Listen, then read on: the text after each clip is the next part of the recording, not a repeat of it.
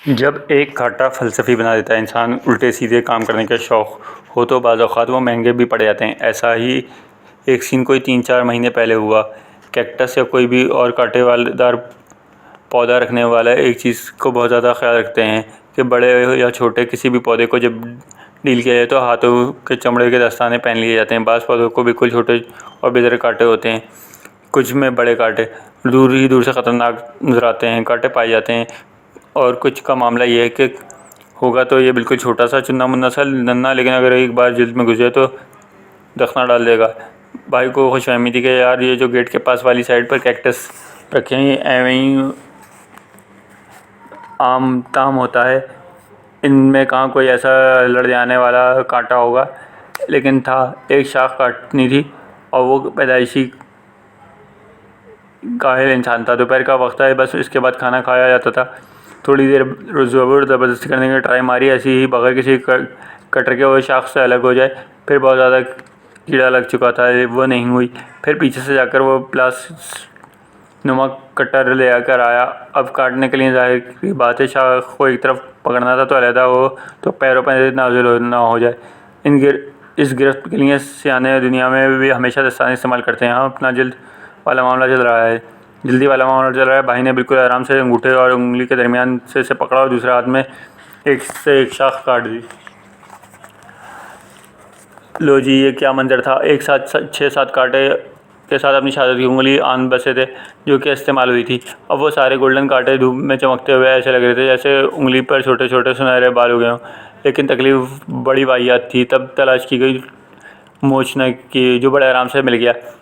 Magnifying glass से देखकर सारे कांटे निकाल लिए और तौबा की। इसके बाद भी इतराफ़ सुन लीजिए, ये वाली वारदात होने से पहले जो इनको गुरूर था कि उस्ताद अपने हाथ की स्किन अच्छी खासी मोटी हो चुकी है, कई बार कांटे लगे हैं, कुछ नहीं होता, चुभ गए तो निकल आएंगे। एक हफ्ते बाद ये हुआ कि वही उंगली नाखून से 200 तर नीचे टच मी नॉट हो गई। ज़रा कहीं हाथ लगा नहीं, शदीद दर्द की लहर दिमाग तक जा लगती। इंसान में अम्मी को जोड़ों का दर्द बहुत मुद्दत से है। पहले तो टेंशन हुई यार ये हो ना हो जोड़ फारिग होने से शुरू हो गए हैं। 2-3 दिन बाद ख्याल आया कि लाजमी तौर पर इन्हें वो उर्दू टाइप करने का नतीजा होगा जो वरना सिर्फ उल्टे हाथ की उंगली में दर्द क्यों होता है। एक हफ्ते के बाद जब उंगली में कुछ काला सख्त सा उभरा तो पता समझ में आया कि हुआ क्या था। ये उन्हीं में से एक कांटा था जो इस वक्त तो नज़र नहीं आया और बाद में हाथ में दिखा गया। जब मस्त तशख़ीस हो गई तो आम पाकिस्तानी की तरह बिल्कुल कंफर्ट जोन में चालू हो गया। इस तरह डॉक्टर के यहाँ हाज़िरी दी, ना खुद से कोई दवा ली। अल्लाह के आसरे पर अधूरा सा फ़कीर साले उंगली चलते गए।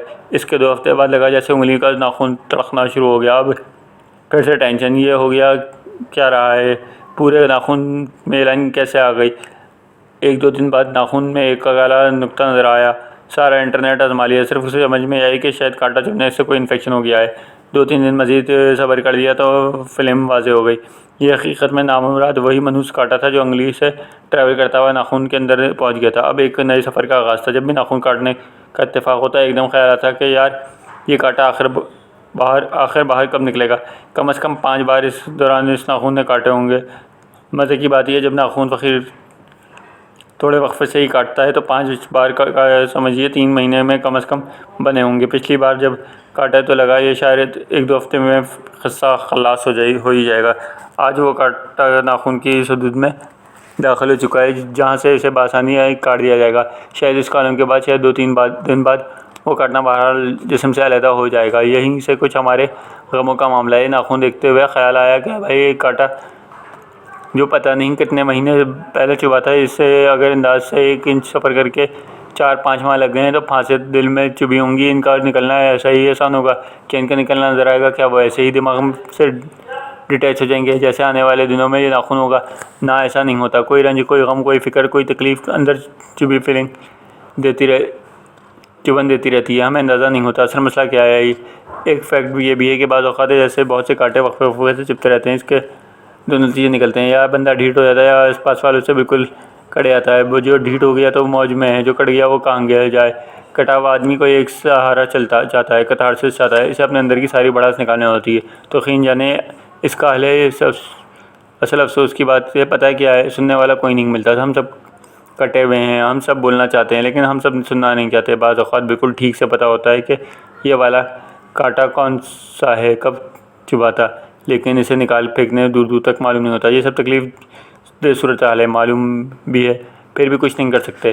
कांटा दिखाई दे रहा है और निकल भी नहीं रहा। इधर एक और पौधा याद आ गया, इनक्रेना इसका नाम है। इसके बीच ऐसे खोल के अंदर पैक होते हैं जैसे आड़ू गुठली में, मगर पूरे खोल के पर कांटे होते हैं। अब थोड़ी गौर कीजिए, आड़ू की गुठली जितना बीज और इसके ऊपर तकरीबन 1.25 इंच का बेशुमार कांटे और हर कांटे का सर मुड़ा हुआ, यानी एक छोटा सा बुक बना हुआ होगा।